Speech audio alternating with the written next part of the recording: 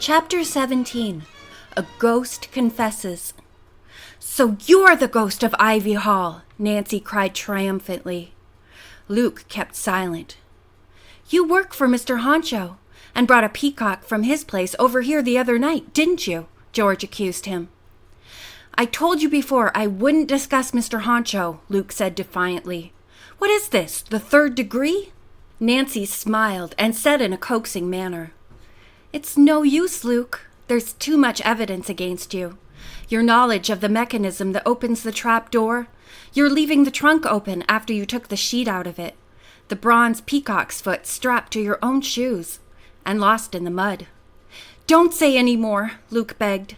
"I don't know how you found out about all those things. You're a pretty smart girl, but I haven't done anything wrong. Really, I haven't." "Suppose you tell us the whole story," Nancy suggested. "We'll go downstairs and sit in some comfortable chairs." "And you won't call the police?" the young man asked fearfully. Sheila Patterson spoke up. "We'll answer that question when we've heard your story." By the time they were seated in the old parlor of Ivy Hall, Luke seemed completely crestfallen. He was very pale, and as he began to speak, his voice shook. "I worked as a cowboy in Oklahoma. My parents had no money, and the only cash I ever had was what I earned. I saved a little and decided to try my luck here. What I told you about Mr. Honcho getting in touch with me," Luke continued, "was pretty near the truth. Right after I got here, the hotel manager asked me if I'd like a job. When I said yes, he told me that Mr. Honcho was looking for somebody to help around his place. I rented a bicycle and rode out there." The Oklahoman went on to say that while working at Cumberland Manor, he had found an old diary that belonged to a former owner of the estate. In it, he had found a notation that mentioned that there was a very unusual stained glass window on the neighboring property. That same day, I happened to see an article in a copy of Continental magazine, which contained Sir Richard Greystone's offer to the finder of a certain stained glass window. I thought the window might be hidden at Ivy Hall, and I decided to find out." Luke hung his head. "First I tried to date Annette so that I could get a good look at the inside of the house. When she refused, I figured the only way to find out about the window was to get inside the place somehow. I decided to try scaring the Pattersons away by bringing over one of Mr. Honcho's peacocks. He has a flock of them." Annette looked at the young man in disgust. "You nearly succeeded in driving us out," she said. "If it hadn't been for Nancy Drew, we probably wouldn't be here tonight." "Please go on with your story, Luke," Nancy urged. "The cowboy said that after he had failed to scare the Pattersons away, he had risked entering the old house at night. He had become pretty well acquainted with it, even to finding the mechanism that worked the trap door." "So they were your footsteps we heard," Annette remarked. Luke nodded. When the girls had nearly discovered him in the attic, he had hidden behind the secret panel. He had seized the opportunity to open the trapdoor and send Nancy and George down the slide, convinced that this would frighten the group away from Ivy Hall. Luke said he had used the slide himself previously and had found the secret opening into the kitchen. He had figured that the two girls would also locate it and escape. Bess interrupted Luke to ask, "Why did you nearly scare me out of my wits playing ghost in the attic? You could have stayed behind the panel until I left." "I suppose I could have," Luke replied.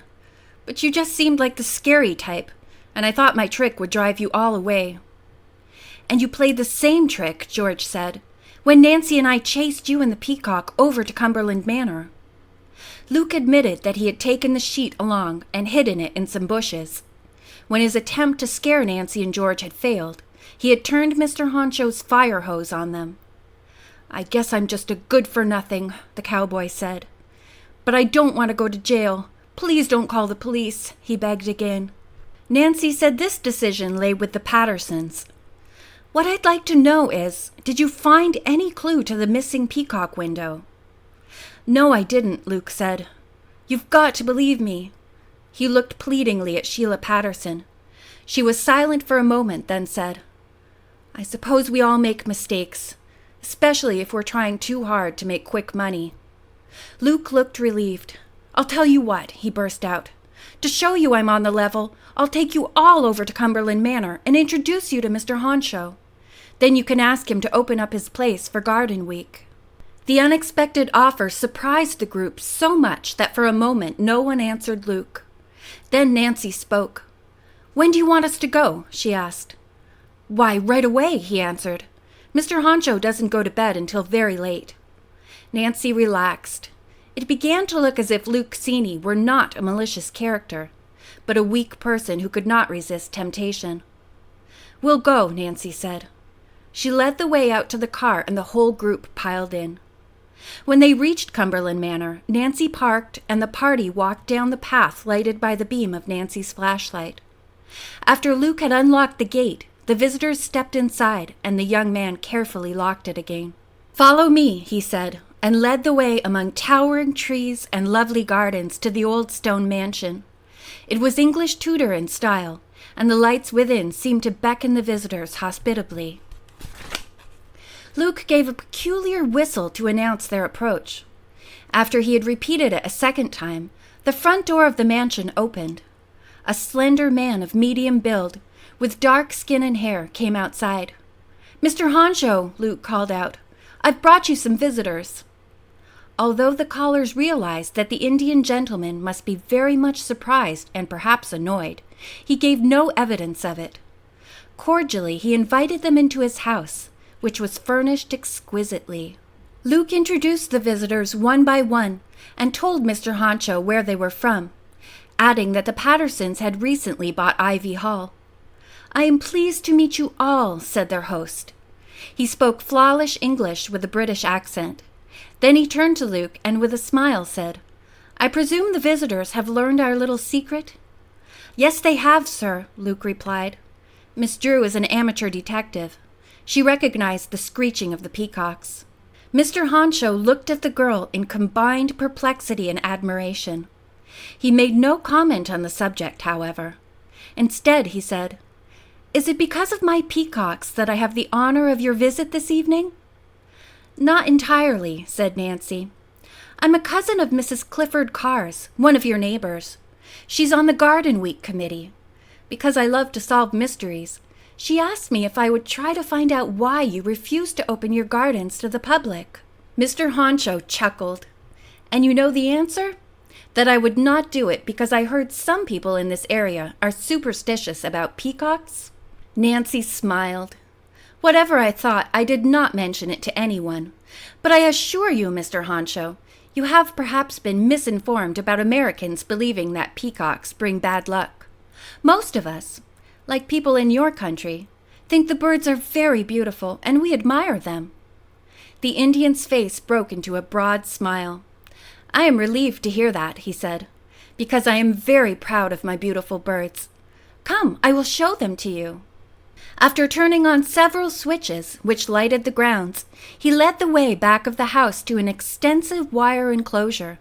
In it, roosting among the trees, were a large number of birds. Mr. Honcho made a low cooing sound, and instantly one of them left its roost and flew down to him. It was pure white and very stately.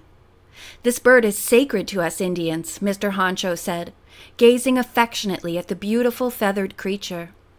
"If you can assure me, Miss Drew, that visitors to my place will not injure my peacocks, I will be happy to open my gates." The girls expressed their thanks and voiced their admiration of his proud-looking birds. "I hope every one of them will spread its fan when the sightseers come," said Bess. Mr. Honcho bade his callers good night, adding that he would leave the lights on until Luke had escorted the group outside the gate. "Isn't Mr. Honcho charming?" Bess burst out as they drove off. "And so different from what I expected." "He's been very good to me," said Luke. On the way back to Ivy Hall, the cowboy was silent until they reached the house. Then he asked apprehensively, "Have I cleared myself?" Sheila looked at him steadily. Then she said, "Luke, I think maybe you've learned your lesson. I won't prosecute you." Meanwhile, Annette had gone into the house and now came out with the feather fan. "I want you to take this with you," she said, handing it to Luke. A look of pain crossed his face. "I made it for you myself," he said. Please keep the fan. It'll help to make up for all the trouble I've caused." "Well, if you insist. And thank you," the girl answered. Luke expressed his gratitude to the group for their leniency toward him, hopped on his bicycle, and pedaled off into the darkness. As the girls from River Heights were preparing for bed, George patted Nancy on the shoulder. "Congratulations, old pal. You've solved one of the mysteries of Charlottesville." Nancy grinned. Now she could concentrate on the others. She was the first one up the following morning and at once telephoned Susan Carr.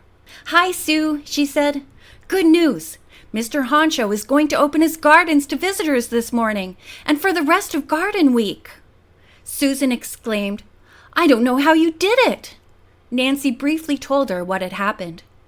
Susan said she would notify the rest of the committee at once, and each of them would make phone calls to spread the word that Cumberland Manor would be open to the public.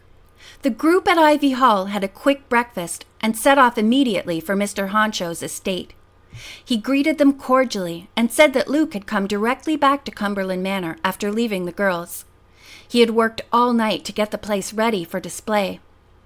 The Indian told them that Luke had confessed everything, including taking the peacock. He felt the young man sincerely regretted his actions. Nancy and her friends were glad to hear this. They spent the whole day welcoming the many visitors to the Cumberland Manor gardens. Men and women especially admired the exquisite peacocks. To the delight of the crowd, many of the birds strutted around with their fans spread. It was late in the afternoon when Nancy and her friends returned to Ivy Hall. All were weary and declared that as soon as supper was over, they were going to bed. "I'm warning everybody now," said Nancy, "that I'm getting up at the crack of dawn to hunt for the stained glass window." "I'll be with you," said George, and Bess nodded her agreement. By this time, Sheila had unlocked the great front door, and the group walked in. Suddenly, the actress shrieked. "Oh, my home! My home!" she cried out. Everyone stared in stupefied amazement at what they saw. Walls, floors, and ceilings had been hacked.